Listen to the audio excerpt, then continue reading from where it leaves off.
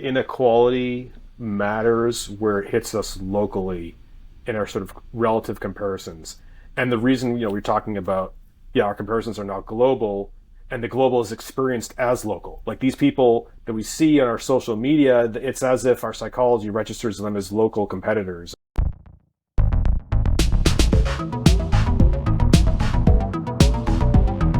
Welcome to Radius of Reason. I'm Levon with my co-host and professor of political bro science, Andrey. Hello, hello. And today we have an actual professor, Chris von Rueden.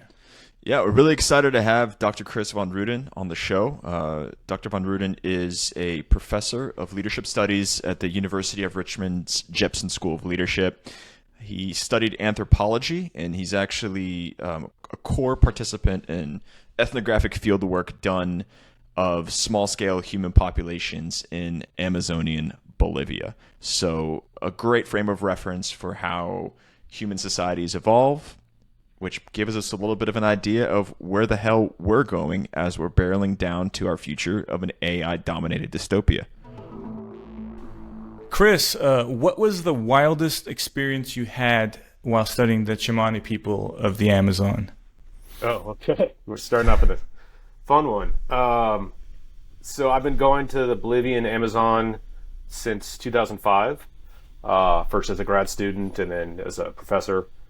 And I go there to work with the Tsimané people, this ethnic group. There's about 20,000 of them living in villages dispersed in the region near the town of San Borja along this river called the Maniki River. Like so many rivers in the Amazon rainforest, it eventually flows into the Amazon through other rivers. The Tsimané have been part of a lot of studies in the past couple decades.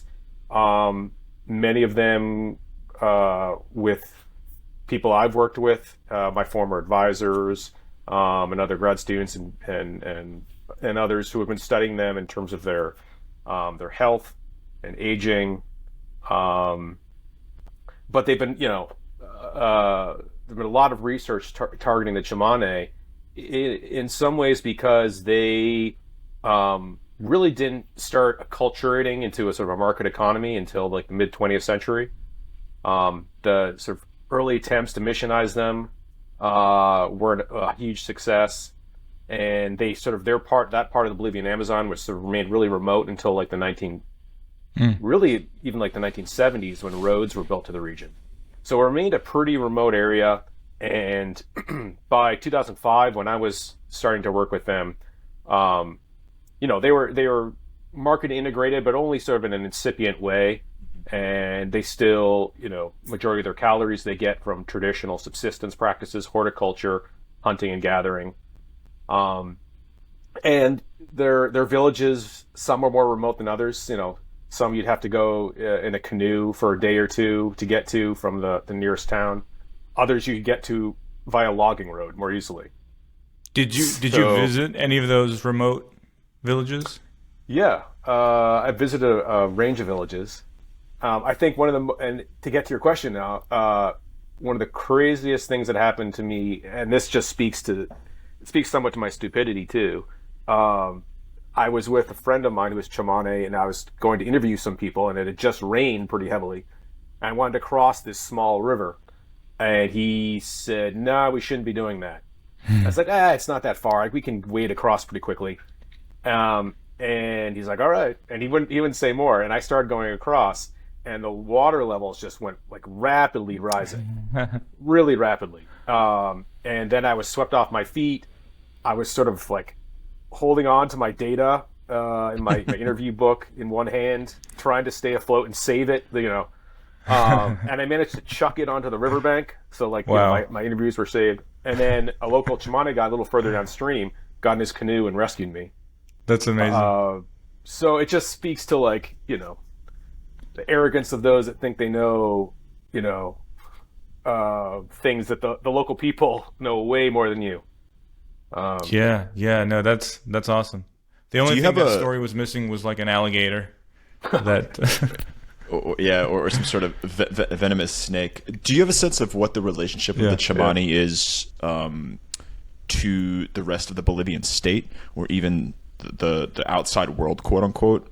I mean, I know they're not as remote as maybe the Sentinel Islands in the Indian Ocean, but what is the sense of when you would engage with them on these research trips? What kind of position do they take to you, or to some of your guides and things like that? So, I mean, there's no society on the planet that is sort of truly outside the reach of the state. I mean, arguably there are a couple voluntarily isolated, groups, more than a couple, in parts of like Peru, Brazil, sort of borderlands. But still, even they have histories of sort of, past interaction with the state, which is part of the reason why they're now living more remotely. So there's no truly sort of,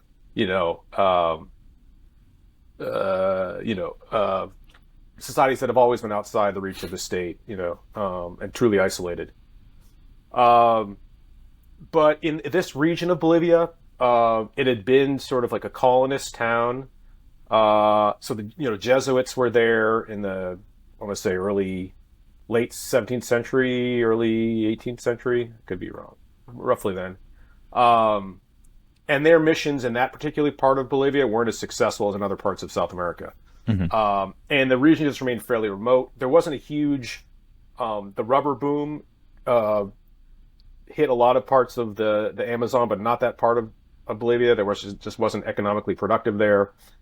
And then in the 20th century, Catholics and evangelicals renewed sort of missionary efforts. And shortly following on that, in like the 1970s, roads were built there. And with it, sort of colonists from the Bolivian highlands, especially.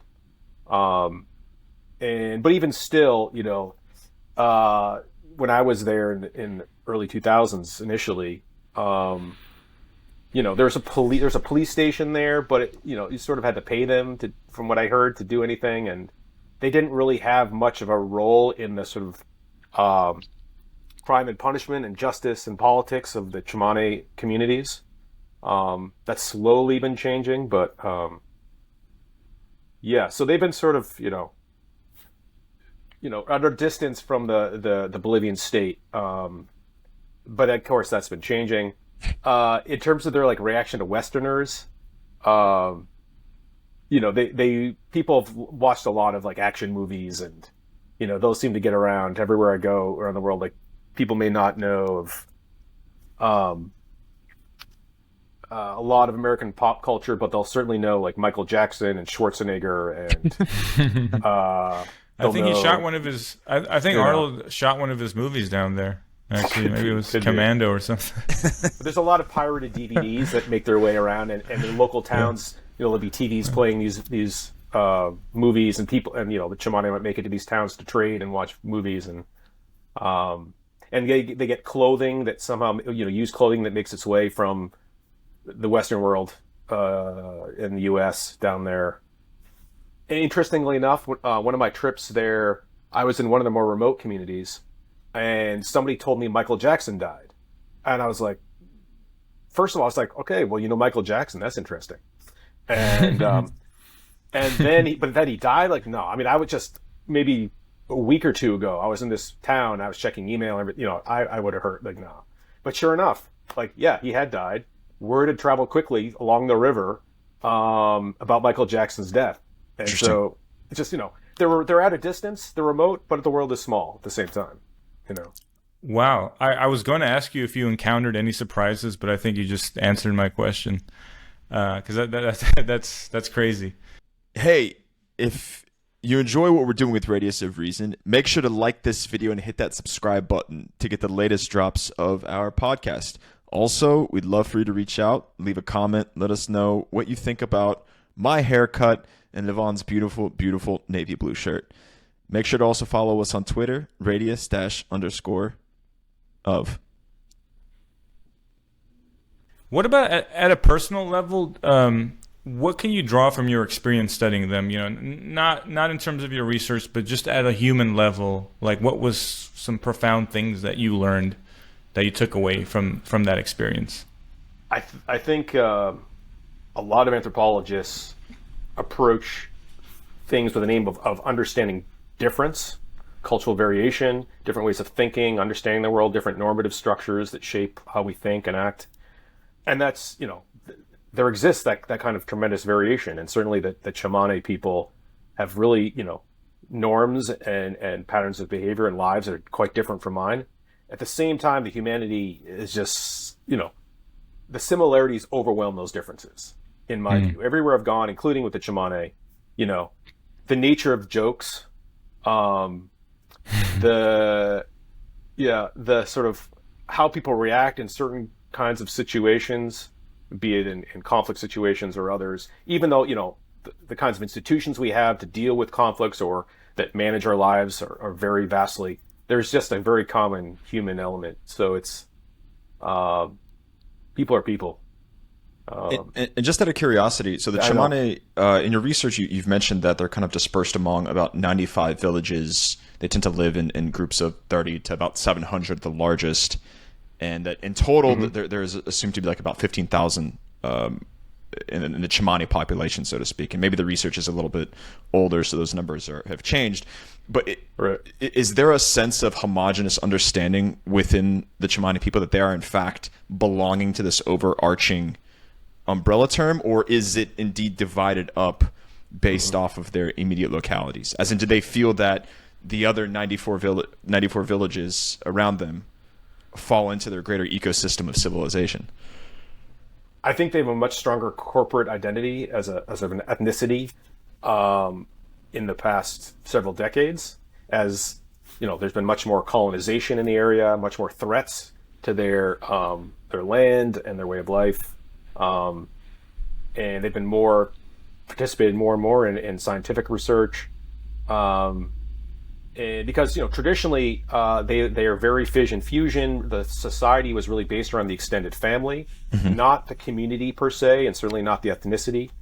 Although they did recognize people that spoke their similar language, and there are other people that had different languages, and they have a word chatidie for somebody who's who's a Tsimané person, and then words for non-Tsimané.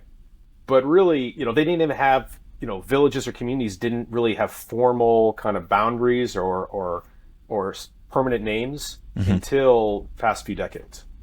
It really was the extended family that was the center of social life, and the extended family could move around a lot to different parts of the territory depending upon, I shouldn't even use the word territory, depending upon the season, to visit family, etc. So this sort of corporateness to their communities or their society as a whole is really only a product of the past few decades. Now there are other traditional small-scale societies, that including in the Amazon, that had much more corporate structure to them. But the Tsimané were much more decentralized, and still are to a degree. That's interesting. To shift gears a little bit, can you tell us about the differences between high status men in small scale societies versus large scale societies? In particular about like the role of generosity, how that factors in, if there tends to be more or less sociopaths in positions of power, things of that nature. Yeah. So you sent me a list of questions and things we might talk about, and this was on there. And the sociopath thing, I was really thinking a lot about. That was interesting. I think, generally what's common across small and large scale societies is there's this fundamental tension, but, in terms of all people want to learn about each other in terms of our abilities and attributes to figure out who should we cooperate with, who should we mate with, who's of value, who can harm us. And the tension is between, our desire to learn about these things about each other, and then the cost of us intentionally signaling our abilities or attributes to show that we're better than somebody else. Right? So we want that information, and yet if we personally signal that information, it has negative consequences. We come across as being selfish, self-focused. And so I think one commonality to status, determinants of status and status seeking cross-culturally is we try to make our status signaling sort of harder to detect. we couch it in kind of things like generosity that are of benefit to the community at large or benefit to other people, that and try to do so, in ways that's not overly flamboyant necessarily. Um, so I'm thinking like there's an anecdote used with my students. There's this episode of Curb Your Enthusiasm, Larry David, where he and Ted Danson give donations to this hospital, except Ted's donation is anonymous, right? But he sort of knows, like, the people will figure it out, and sure enough they do. And Ted Danson, because of his anonymous donation, gets all this praise and how thoughtful you are. And Larry tries to say, hey, I donate too. And they're like, oh, yeah, just calling attention to yourself. I see. So That's yeah. That's interesting. I was thinking about Donald Trump as an example because he has very conspicuous displays of status and wealth. And what do you make of that? Like, what do you make of him able to sort of bypass that negative perception? Yeah, I think if we compete for status in some culturally sanctioned ways, then it's okay. Like in sports, or like for me in academic journals, where there's certainly a status motive there. It's not just about pursuing the truth and doing good science. It's also you're trying to show that you're of value and and I think even with things like conspicuous consumption. If Donald Trump rolls up in a large car or he happens to have a large house, it's obvious that there's status signaling there. But I think and that's maybe harder to explain in terms of us wanting to make our status signaling harder to detect. But I think even in these sort of, pulling up in a Maserati or something outside a restaurant, it's that you could have, the status signaling is more the subtext, and it's not like verbalized per se. It's sort of there to see, but it's not like, you're telling everybody this is why I bought this car. It's just to show off, or I bought this larger house just to show off. It's more the subtext. So, I think are you familiar with the concept of stealth wealth? Right. Kind of. I think it started coming into the lexicon of pop culture with the Succession series, where they started analyzing, Kendall Roy's baseball cap, which is just a black cloth cap, but it's worth like $15,000 or something like that. And it's intended for, hey, those who know, they know. But for everybody else, you're not, particularly engaging in a gaudy display of the aforementioned, Maserati or Bugatti at the restaurant. Yeah.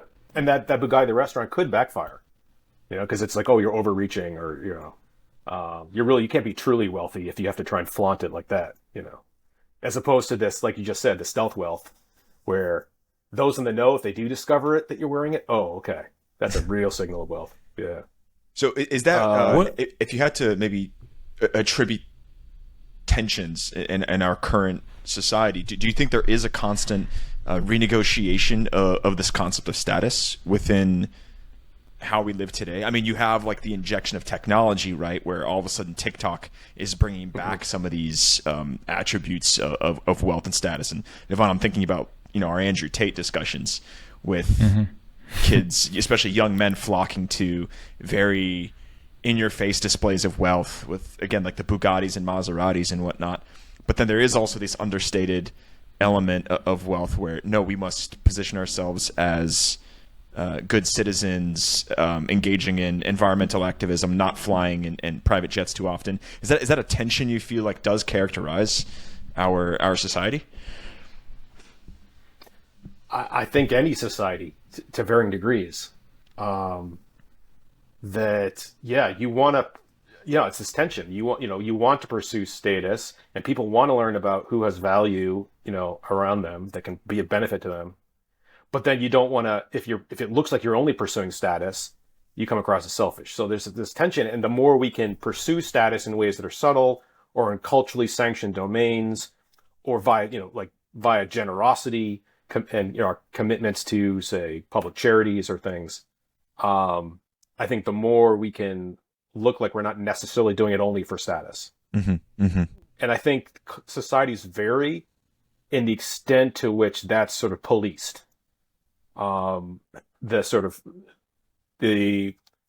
stealth your status signaling has to be, that's where you see a lot of cultural variation. And I think in any society, people want to, don't want to be overly pretentious in their status signaling, but there are some societies where it's especially concealed. A lot of these so-called egalitarian societies, and the Tsimané, are towards the sort of more egalitarian end of the continuum. There's like a norm of people insulting each other, putting each other down, in order to say not let anybody think they're too big for their britches. And so when people are, there's this funny anecdote that's told often in anthropology 101 classes called "Insulting the Meat," where this anthropologist buys an ox for this community of hunter gatherers in the Kalahari, and they say we can't eat that. It's disgusting. It's not good. And in fact, it was like probably the best meat they would have eaten in a while. But to accept a gift like that would basically say to this person, "You're high status. You have power over me." And so when people then are generous, they're very, in these societies, more egalitarian societies, they're very careful to deprecate their achievements and their ability to be generous. So that's where I see, there's this cultural variation in just how policed is status-seeking behavior. And I think when societies get wealthier and people become less sort of dependent on each other for cooperating to buffer risks of food production and other aspects of daily life, our societies tend to become less egalitarian, and with it, status suddenly becomes more overtly competitive. Mm-hmm. Though I think still limited to, venues that are sanctioned by the community, like generosity in the context of feasting, where somebody can be very ostentatious in how much they're giving, but it's a culturally sanctioned venue for showing off. Mm-hmm. Mm-hmm. And it has this value. Ostensibly, you could argue this is for the value of the community and not just to show off for myself. Or, or glorifying warriors where, ostensibly the value is they're helping the community.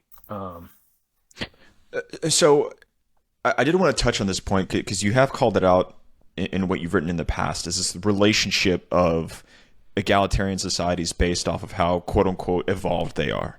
And my question to you is it kind of an inevitable factor of, let's call it economic evolution, where right now we're in the knowledge economy or tech worker economy or whatever descripting label you can attach to it.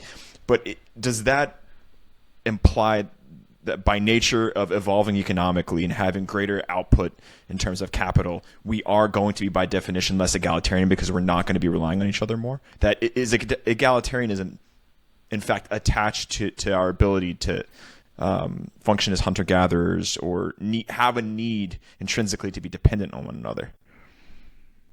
Yeah, I think if we talk about the evolution of societies, it'd be good to, like you said, sort of economic or cultural evolution to distinguish it from biological evolution, and that we're all, for the earlier discussion, we're all human, but so our societies differ vastly in some ways because of changes, particularly to our material culture. So yeah, more wealth, you tend to see societies become less egalitarian, or at least there's this cross-sectional pattern to that, where we look in the ethnographic record, societies that are wealthier tend to be less egalitarian. You tend to see more formal leadership. And yeah, so our modern democracies, arguably, some of the wealthiest societies that have ever existed, and you could argue they may be more egalitarian than, say, these pre-modern states and empires. Mm-hmm. But yet, even our democracies, we willingly grant coercive power to others over us, and we still live in a state society. That's quite different from a more egalitarian, small-scale society where nobody has any coercive power over anybody else. Mm-hmm. So, I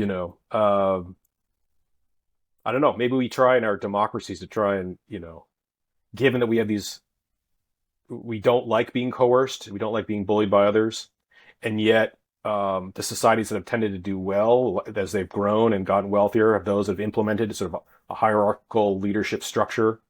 So you could argue, maybe our democracies are making the best of of both worlds. They're not dictatorships. People feel like they have some input into their governance, like they have some autonomy. But speaking of leadership, can you talk about any trends that you've noticed between like earlier human societies or even early human ancestors, like zooming out all the way to Australopithecus, like Homo habilis? Like, are we trending towards, less macho leaders? Like, have you noticed anything like that or done any research with regard to that?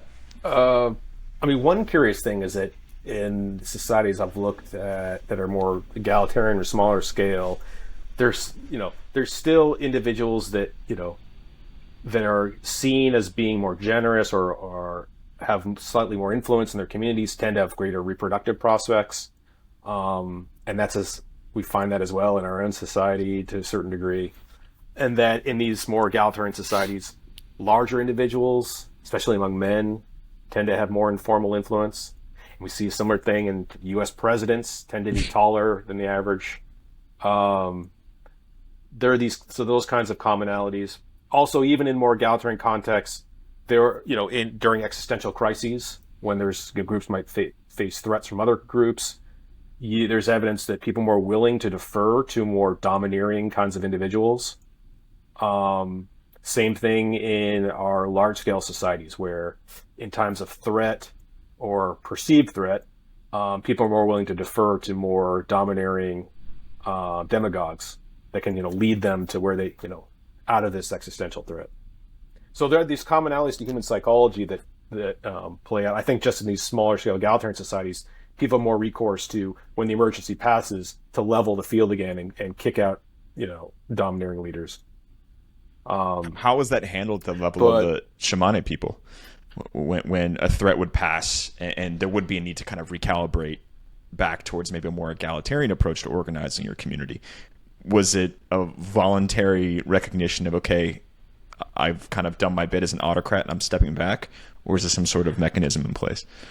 Well, in the case of the Tsimané, nobody ever reaches autocrat status. But, in the context of a community meeting, I'll see somebody be more forthright than is common. And it might typically, because it would involve some kind of threat from colonists or interaction with a logging company or ranchers, where this particular individual might have some market-based knowledge or interaction outside of the community that other people just lack. And so in those circumstances, they'll be accorded some more clout in the conversation. Mm-hmm. But then outside of that context, then that person will be afforded no more sort of, right to sort of verbalize in a really sort of prominent way their interests and their beliefs and views. So that's what I sort of see in the Tsimané, but there are examples in other small-scale societies where in warfare people will defer to, leaders that act somewhat more coercively, and then outside of that context they won't. Or in context of when groups assemble into larger agglomerations, and there's greater risks of conflicts erupting or greater problems with achieving collective action, individuals will elect chiefs or others to sort of lead the group. But then at other times, outside of these large agglomerations of people, there'll be no chiefs. There'll be no sort of deference to coercive authority. So there's this, interesting. I think in our psychology, there's this context sensitivity. Mm-hmm. Yeah, it seems like we've become more flexible, right, as opposed to necessarily preferring more or less macho leaders, right? We just developed just a higher sensitivity to the context. Yeah, and maybe it's not even a preference for macho leaders so much as a tolerance of them when they might be of mm-hmm. utility. Right. Because one thing that humans do better than other, our closest relatives, and arguably some of those other hominid species you mentioned, is we can form coalitions, group-wide coalitions, to take down domineering leaders. And that's why we can be relatively egalitarian in the first place. And it's why even in autocracies or pre-modern states and empires, for individuals to gain power, they had to have a huge following that they mm-hmm. could build around themselves. That's very different from an alpha chimp, where with maybe one or two assistants, strong coalition members, they can dominate the whole group. Makes sense. Makes sense. Another topic that I wanted to discuss was, this idea of the delocalization of status, and that's just a fancy way of saying the status hierarchies today are more at the level of like the entire world as opposed to your small tribe, where you actually had a chance to be the best at something. Like you had a chance to be the best swordsmith or the best at setting traps to catch squirrels or make rock tools, you name it. Today, because of our, hyper-connected, globalized world, you are literally just an Instagram scroll away from, seeing another competitor that's far more successful than you, or a woman who's far more attractive than your wife or your girlfriend. So it brings up this quote, comparison is the thief of joy. And I think it naturally begs the question, like, what is all this doing to our psychological well-being? I'm curious if you have any thoughts on that. I mean, it's a big issue right now in my house. My daughters are 8 and 11. And getting them cell phones or not as they're getting older, knowing what we know about just that comparison and what it does to self-image and well-being, maybe especially for young girls, but adolescents generally. So yeah, I think it speaks to what status is inherently, which is relative. And if you're comparing yourself to, there's not some like, oh, I've achieved this level of ability in some absolute way, now I feel my well-being is, tied to that. No, I mean, our well-being is, especially tied to our relative positions, such that millionaires can feel low status if they're rubbing shoulders with billionaires. So, and I think that this, the way the internet and media and technology has expanded our comparisons, that's, a problem. And I think somebody who's inspired me in my thinking a lot is this economist, Robert Frank. I don't know if you've heard of him. He's argued that this sort of our relative status concerns are problematic for a couple of reasons. When we funnel a lot of that into conspicuous consumption, and because our societies are more and more winner take all, where because we, companies and directors of movies and sports teams can hire globally, and people are competing across, with competitors from around the world. The competition is tougher, and then only those that, make it to the top do well, whereas those just a rung below, make much less money than those that hit the top. And so that sort of winner take all status competition in a world where you're competing against globally, for positions now, can just make status competition that much more intense. And Robert Frank as well, points out that when a lot of that competition is funneled into things like conspicuous consumption, and not into things like savings and health and education, that's a problem. And it's all exacerbated too by this, I think, fundamental property of status hierarchies, which is they reinforce themselves. So we grant status to those who already have it. So you're going to get much bigger differences in status than what you'd expect in terms of the real value people could provide to others. So yeah, it's a problem when our relative status comparisons become global and markets are winner take all and status hierarchies tend to exacerbate. Yeah. So, and I mean, to take a step back to the context of making the decision of at what age and should we be kind of injecting children into this atmosphere, is there also like a point to be made about excluding somebody from that greater status hierarchy is just as damaging as letting them observe it from a young age? As in, is somebody going to be at a disadvantage if their parents don't allow them to enter into the rat race of Instagram and social media and whatnot when they finally are entering into the world? Yeah, I mean, that's tough. I have a friend who, this is interesting, his family decided they would pay their kids something like $5,000 if they didn't use phones until they hit 18. So it's sort of like, we're not going to police this. We discuss to you why we think, phone use, at least of, app use and social media use is problematic in terms of social comparison. But it's up to you. And if you don't use the phones till you're 18, you'll get this amount of money. I don't know if that'll be a successful strategy, but it's an interesting one. Are they taking inflation into account, or is that just a set? I don't know. But yeah, I don't think we can. I mean, how do we, and it's not just, teenagers and phones, but, a world where CEOs are headhunted globally or, whatever it might be. We're always comparing ourselves, and that comparison gets steeper and steeper and steeper. So I think, one way out is to we can't avoid that, but we can also try and cultivate more local status competitions, or at least participate in groups locally where, the competition isn't so overt or cutthroat, and we can feel valued. And that's maybe part of the problem, is a lot of people maybe aren't, spending time in local groups where they can feel valued. Is there anything we can do, at the political level with our incentive structures to emphasize more local comparisons of status? I mean, maybe just, I think the pandemic maybe isolated people even more and made it trickier for that to us to rebound from that. But yeah, just, I think maybe too is now I'm in, middle-aged man, and I see a lot of men in particular find it harder and harder to sort of socialize as they get older, and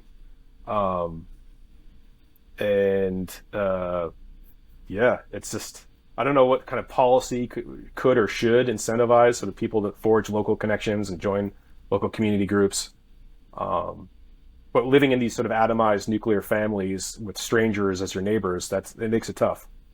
For sure. So the Tsimané people, they obviously were more locally focused in their status competitions. Did you notice maybe any difference in terms of their well-being? Like, were they happier? I feel like that's a big difference, between our society and theirs. Yeah, and it's not like, a lot of people have romanticized hunter-gatherers and small-scale societies for this kind of reason. But, no, I mean, mortality is higher at all ages. They don't maybe, some hunter-gatherers are known for not working as many hours as, say, Americans. But it's not like they're working less and then just, because life is just easygoing. It's because, there are diminishing returns to working as hard as you can for 8 to 10 hours straight when you're foraging for food. So I actually did a study with the Tsimané where I found that individuals that had more local status in terms of relative influence in their communities tended to have lower urinary cortisol levels. Now, that can be interpreted in different ways. I mean, one possibility is that it's a reflection of lower stress, sort of psychological stress on the part of those that have more local influence. Mm-hmm. And that relates to also that these individuals have larger local social networks. At the same time, individuals that had a little more income from market transactions, and this covaried, within the same individuals. So I'm just talking just in general, but those that had more income, you saw the reverse. So there was a small effect, but one that showed higher cortisol levels with greater market participation. Maybe, this is just speculation, their basis of comparison now is with people that have TVs and that have plumbing and whatever else. And so that's interesting. That is very fascinating. So do members of the community that do engage in market participation, are they more likely to leave kind of their original communities behind to maybe relocate to other parts of Bolivia, or do they tend to still stay within those smaller scale societies? There's some Tsimané people that have become more like urban in that they've moved to the local town. Most Tsimané, even more remote communities, participate in trade in some way, selling goods forest products and other things. But there are some Tsimané who have the most income that are engaging now in more cash cropping, that are working more and more for loggers and ranchers more than others do, that are spending a lot more time outside their communities. But the vast majority of Tsimané people still, live within their extended family networks most of the year, in villages.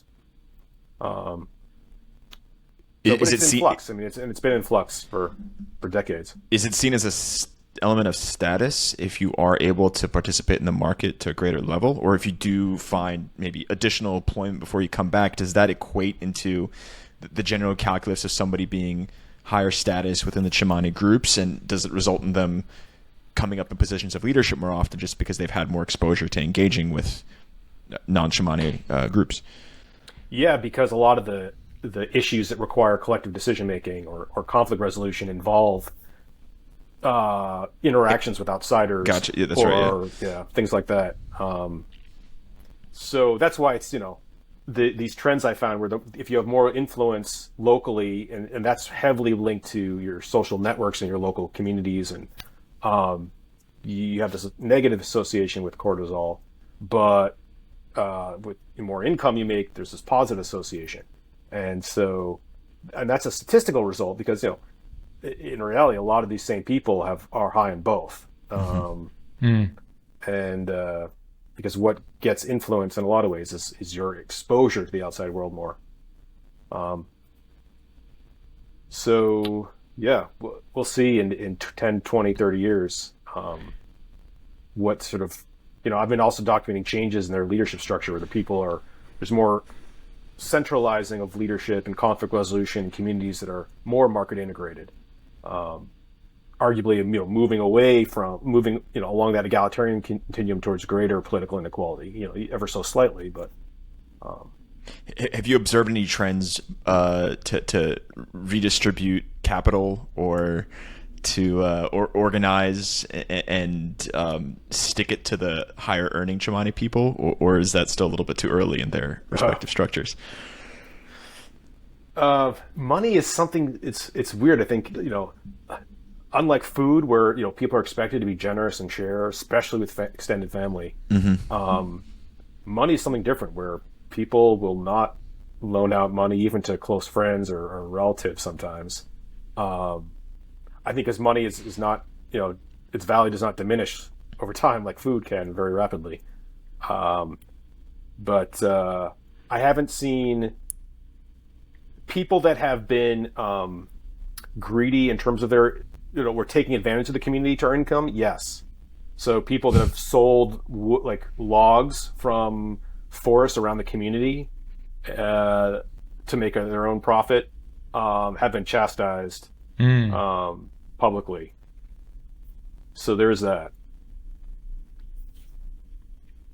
What about freeloaders in general in that society?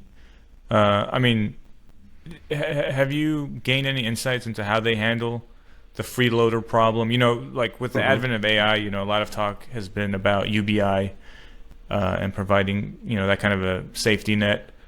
Right. What insights have you gained from studying the Tsimané? So free riding, freeloading in their society, would include, not sharing with others, especially in your family, your extended family, when you've produced food or something. Now, again, money is seen as something different and it hasn't been as subject to the same norms.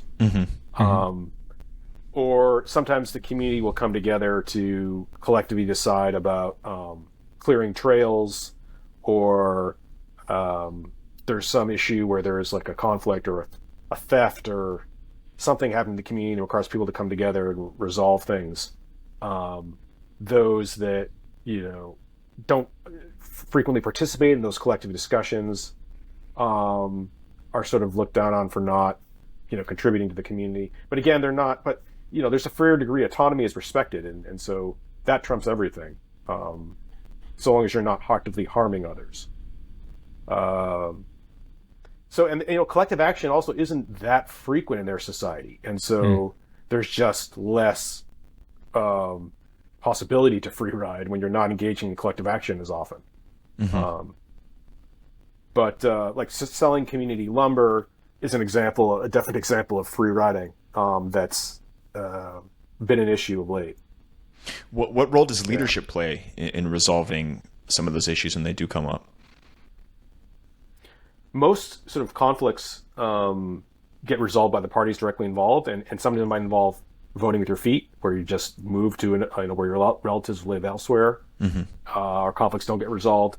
A minority of conflicts, more influential individuals will step in to help mediate. And then the more serious cases, the whole community might come together and maybe even decide on punishment. But again, punishment is tricky because the overriding ethic is one of autonomy. People should be able to be, so for the community to punish is a huge deal. And the risks of counter punishment from the part of the individual who's punished and their family.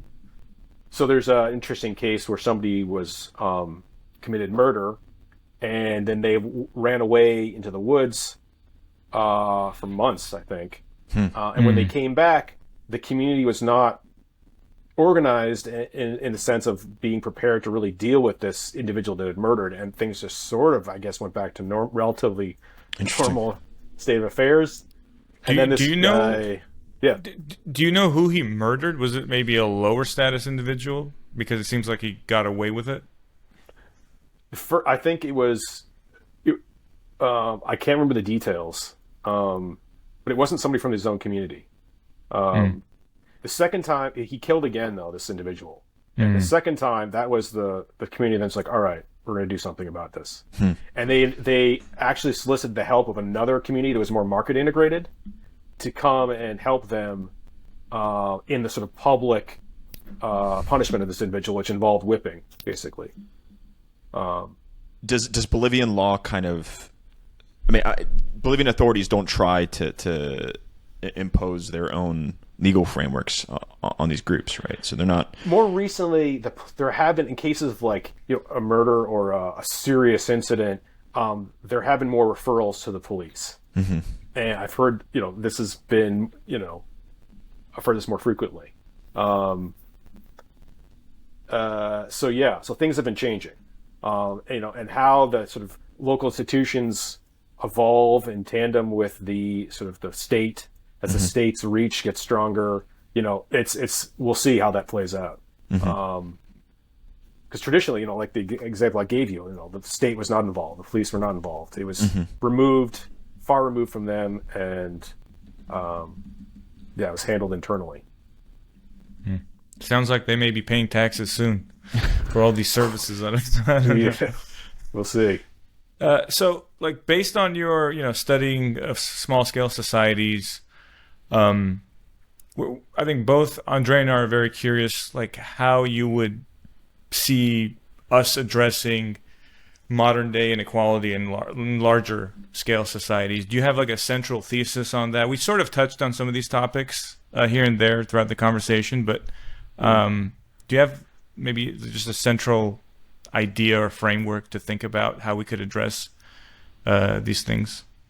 I think like inequality matters where it hits us locally in our sort of relative comparisons. And the reason, we're talking about, our comparisons are now global, and the global is experienced as local. Like these people, that we see on our social media, it's as if our psychology registers them as local competitors and local, in our social networks. And so that's, I think my general larger thesis is that we understand, when equality becomes problematic politically is when people perceive themselves as sort of losing status and unable to compete, not having recourse to local groups where they do feel valued and have some degree of status. So I think there's interesting, effects of this. Like, let's think about, policy to redress inequality, like welfare policy, where there's interesting results where some of the most vociferous opponents are low income, less educated individuals, but not the lowest income. And you think, well, okay, that's odd because they might be in a position at some point to actually benefit from welfare, but they're comparing themselves to individuals they see as even poorer than they are, who are receiving these benefits, right? And they're not. And so there's this sort of, desire to not be the sort of in last place, if you will, that affects that sort of aversion there are to no welfare, poor the in lowest America, rungs. only temporary impoverished millionaires, or however the saying There you goes. Yeah. And I think that's also that similar demographic, especially men who are middle to low income and especially less educated. That's the demographic I'm worried about, because I think a lot of people are worried about in this country. It's one of the only demographics that's seen increases in mortality in recent decades. It's also a demographic that's driven a lot of the anti-democratic sentiment on the right. And it's one that it's a demographic that's perceived itself as slipping in terms of the hierarchy. Do you think that's also linked to all the mass shootings that we're seeing? Like, this is part of the same phenomena? It's easy to lump those together. If you've looked at the profiles, a lot of these individuals, I would bet there's connection there to some of that. And the antidote is like Andrew Tate, right? Or that kind of thing. To at least to the a lot of this demographic, and but I think we can't place the blame there, because I don't mean to place blame there per se, because it takes also the elites, and right, certain elites that profit from enraging that demographic are at even more at fault. And there's it makes me think of, there's this economic historian / biologist, Peter Turchin. He has this interesting model of political unrest, and he ties a lot of it to status competition, especially among elites, where there are too many elites chasing too few positions of actual power. And you get that in a world where it's winner take all, and so then you have a lot of highly trained, educated, even rich individuals, but they don't have political power. And that leads to a lot of inter-elite competition to sort of build up your coalitions to, and leads to infighting among elites. And so Peter Turchin's sort of famous for prognosticating, 20 years ago, that around 2020 he predicted the U.S. we'd see a real uptick in political tensions in the country due to his model that is tied to not just immiseration of sort of lower classes, but inter-elite competition. So if you had to kind of prescribe... I was just going to say real quick, what you're saying is making me think of Mark Zuckerberg and Elon Musk supposedly fighting. That's it personified, right? Yeah. Oh my gosh.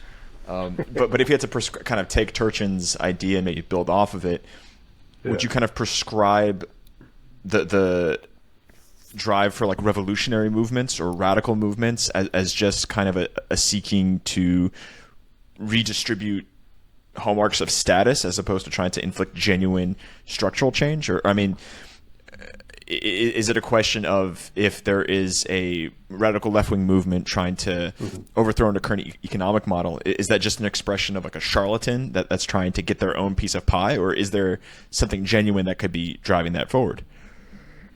Oh, I think there's definitely something genuine in all of these, right or left, these movements, but genuine grievances, and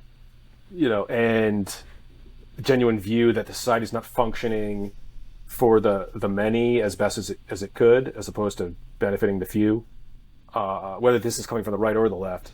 But I think at the same time, there's always status involved. And I think especially among, a lot of these movements, right or left, it takes elites with money and time and know-how to put them together. And these, and their motives often, as Turchin would argue, is driven by a sense that they don't have the power they think they should have. I'm trying to think of the actual examples, on the left, I don't think that was necessarily the case with like Occupy Wall Street, for example, or these other, but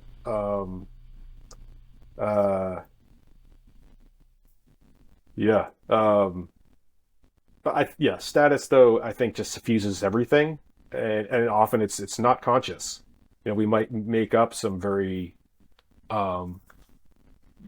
selfless and noble seeming ideals, and we may believe them, but I think you can't easily divorce these things from status concerns as well. In one of your TED Talks, you mentioned a consumption tax and how it helped mitigate conspicuous consumption, which can in turn, I think, mitigate at least perceived levels of inequality. Can you speak to that and maybe other incentive structures that you may have in mind? I think so. That's Robert Frank again, this economist, who was really pushing this consumption tax idea, and he was a essayist in the New York Times as well, where he sort of defended this. And interestingly, I think somebody else that was a proponent of a consumption tax was Milton Friedman, who's this sort of symbol of free market. So it's counterintuitively. But I think both of them, maybe for sort of similar reasons, saw a consumption tax as beneficial because it would encourage more savings, and on Robert Frank's part, drive people away from this sort of arms race of status signaling through consumption. The bigger house, the bigger yacht, the bigger boat, the whatever, the better, more expensive vacation. So that's something I don't think will ever happen. Especially as our institutions just seem very slower to change. I mean, aren't you asking the elites to essentially give up status in a sense? Like, if that consumption tax is severe enough to make a difference, then that's impacting their displays of status, which is again like impacting their perceived status. So yeah, that's a mighty ask, right? To ask people to give up status as a solution to a problem. I guess it depends on how progressive your consumption tax is, just like how progressive your income tax is. But I think they'd find a way to pawn that off onto like lower to middle class people. It would make it a lot harder for somebody just to like afford the basic necessity. Yeah, that's so. Yeah, I think we should all be thinking though about policy. I don't think a consumption tax is going to solve our worries about democratic backsliding, and the sort of economic inequality generally. And I think most people would agree economic inequality in and of itself maybe necessarily isn't a problem. It's when it involves a lot of people that are unable to enter into the meritocracy at all, or when it leads to status comparisons that causes unrest and at some points even violence. So how we deal with that, there's a pessimistic view, which is that policy really won't work. And what only has worked historically is epidemics or warfare or state collapse.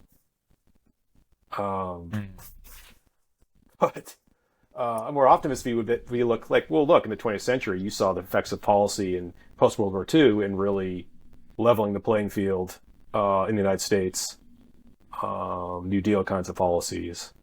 And I think one of the more disturbing aspects of it is, from what I understand, one of the reasons why the New Deal was even implemented is because you had a ideological counterbalance existing in Europe at the time, where you had a state that fully embraced communism, and there was this threat that there would be a radicalization of labor movements. But we don't really have that today, where, we're not at the end of history. I think that's been kind of proven wrong time and time again.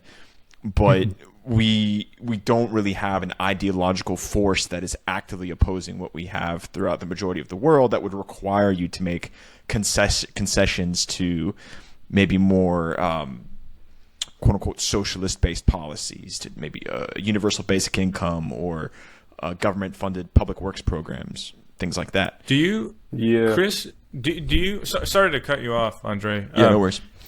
Chris, do you see UBI as being something practical, like as a solution? Like, do you? I mean, what is your gut feeling towards it based on all your research? I've seen defense of it on both the left and the right. I think it was even like Nixon tried to get it done in the U.S. and it didn't go through. Right. So such just on the left, but yeah, I think when what I know of like experiments with just direct cash transfers in different parts of the world to underdeveloped places, that the effects tend to be pretty positive in letting people just do what they will with these direct cash transfers. And so, yeah, the concerns about waste or throwing money at laziness, right, I think are way overblown.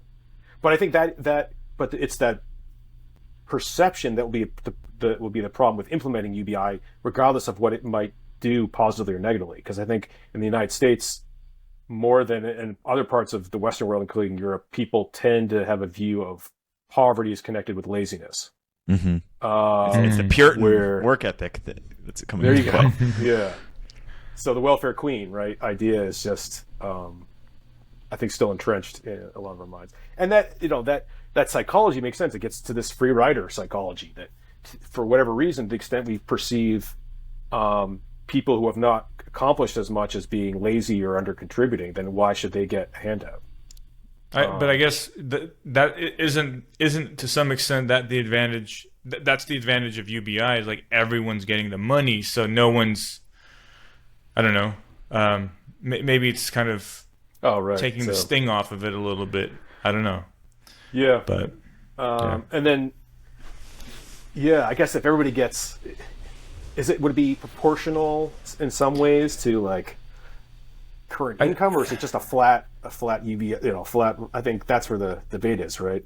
Yeah, I think they have variations, but most commonly it's just straight, like just a straight dollar amount, equally distributed. Yeah. Mm-hmm. I think it would have to be pretty big to matter. Yeah, for sure.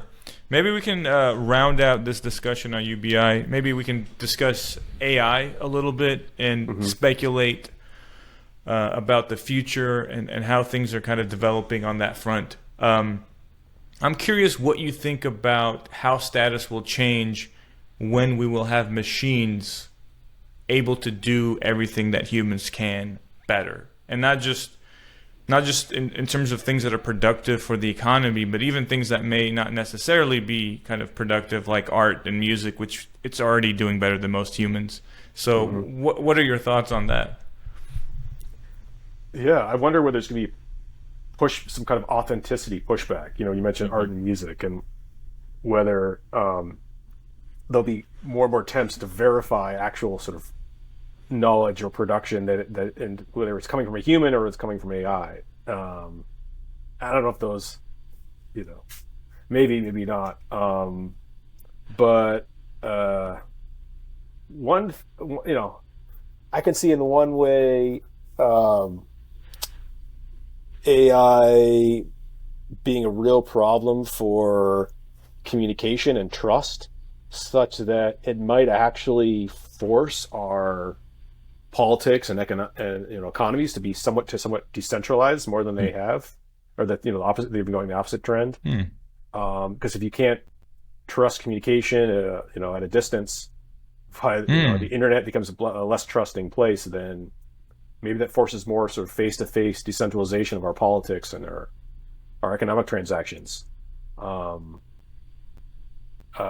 then maybe it does force a more local kind of status arena than. That would be interesting.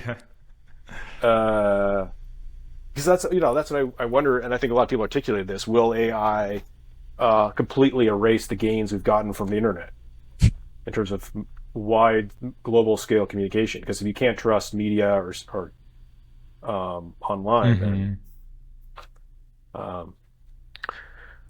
I've heard some people in like the management literature wonder what its effects will be on the organization of firms and sort of hierarchy and status within organizations. So some people have thought, well, maybe, this sort of day-to-day operational decision-making of a lot of middle managers will go away with AI.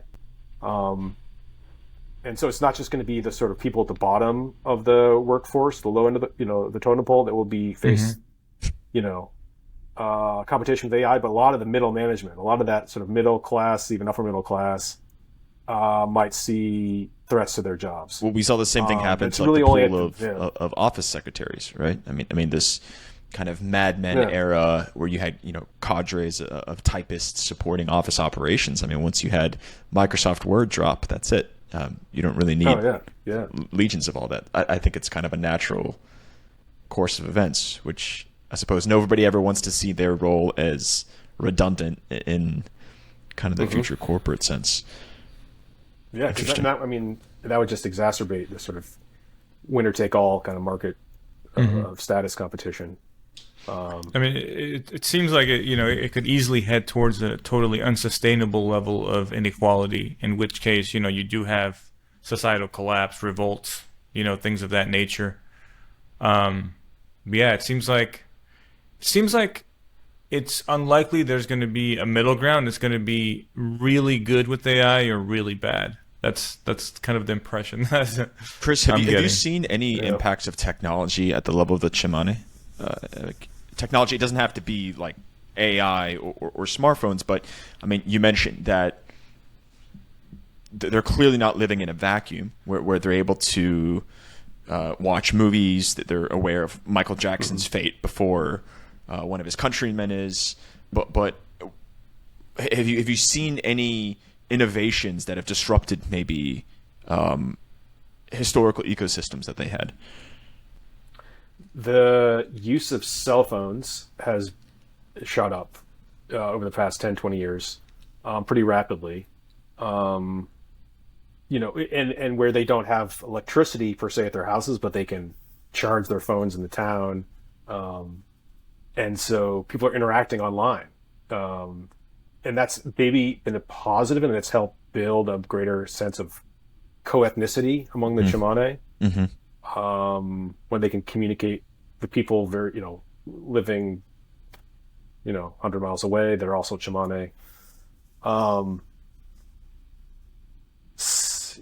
And I think that's the main thing I've noticed in terms of technological change. A lot of the, our discussion of AI just seems very removed from there. But on the other hand, I can see how the changes that will happen to our economies is going to quickly enfold them. So the world's totally connected. But really, what's been apparent is just the use of cell phones, communicating by a cell phone. I remember when I first got a Facebook friended from Tsimané person, and that was odd. But now I don't think twice about it. And I talk with some Tsimané students that I'm helping now on WhatsApp almost daily. So that's amazing. Yeah. Wow. Is there a chance you're going to bring him out to the university? Actually, yeah. The university is hosting this is the University of Richmond in November, a week-long conference on sustainability and indigenous governance of natural resources and climate change. And a fellow professor who also works in the Amazon there and I are inviting some of our Amazonian colleagues to come to the University of Richmond. So, that's looking, you never know, things can go awry with visas and wherever else, but, that is fantastic. Are you working on any other research projects that you like to share? Anything exciting? Well, currently I'm in discussion with somebody that works with hunter-gatherers in East Africa, and we're both interested in really quantifying what egalitarianism means. In a lot of these societies that people have labeled egalitarian, and yet, what people mean by egalitarianism seems to differ. Some people see it as more like economic equality, others see it as political autonomy, others see it as equal ability to affect political discussion, others see it as sort of reproductive equality. So there's a lot of ways in which egalitarianism has been invoked by anthropologists and in other disciplines, and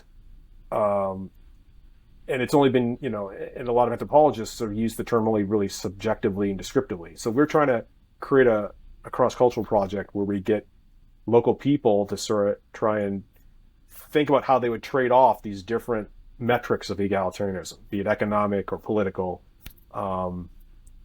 and then sort of compare societies on these rankings that people make to look at what kinds of ecological and social and cultural history factors contribute to that variation in egalitarianism.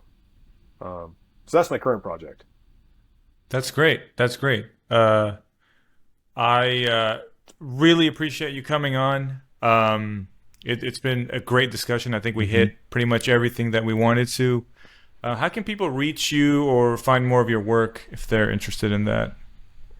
Google Chris von Rueden, and I should pop up. I've got a personal website. You can find my research and some popular articles I've written and things.